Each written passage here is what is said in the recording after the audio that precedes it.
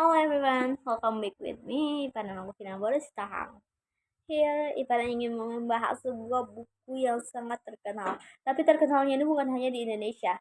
Ini terkenal sudah internasional. Sebenarnya buku-buku ini baru saja diterbitkan tahun 2020. Coba tebak. Tada! The Psychology of Money. Ya, buku ini punya kembaran juga namanya The Psychology of Emotional.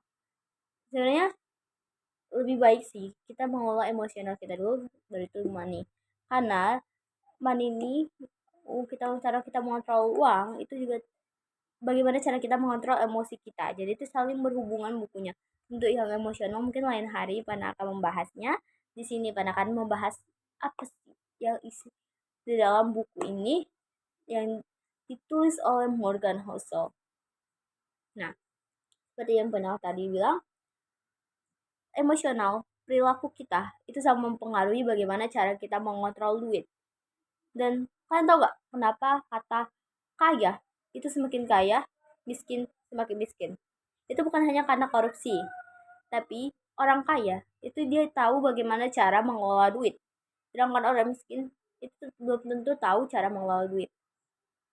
Dan kalian mungkin pernah dengar tentang investasi-investasi ya mungkin siapa ya? Mungkin pernah kalian lihat di tonton di YouTube, di TV. Dan kalau kita selalu menginvestasi itu juga sangat berdampak buruk untuk keuangan kita. Dan buku ini bukan hanya untuk orang dewasa, untuk orang yang sudah nikah. Ini juga bisa untuk anak-anak, anak bisa dibilang anak remaja. Karena saat ini untuk mencari pendidikan dan segala macam itu sangat sulit dan juga bisa dibilang sangat mahal. Semua serba mahal pada zaman sekarang. Oleh sebab itu ini buku ini sangat merekomend. Karena buku ini sangat menjelaskan semuanya. Ada dalam versi menjadi kaya versus tetap kaya. Menjadi kaya. Kan pilih mana? Menjadi kaya atau tetap kaya? Karena kalau kita milih menjadi kaya, itu belum tentu kaya hanya selamanya. Bisa jadi sementara. Kalau tetap kaya, itu pilihan bagus.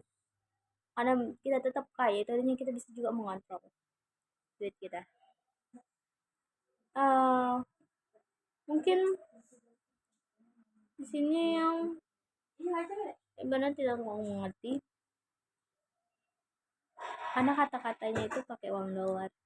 Jadi maaf belum tahu ngerti, tapi benar ini sangat merekomendasi karena banyak banget para peneliti, bukan peneliti sih, kayak motivasi gitu kan, apa ya itu sebenarnya, pokoknya orang-orang terkenal itu merekomendasi buku ini, orang-orang kaya. Anda ini memang cocok untuk kita. Nah, international bestseller. Oke, mungkin sekian. Maaf untuk kesalahan di sana. See you in the next buku resensi.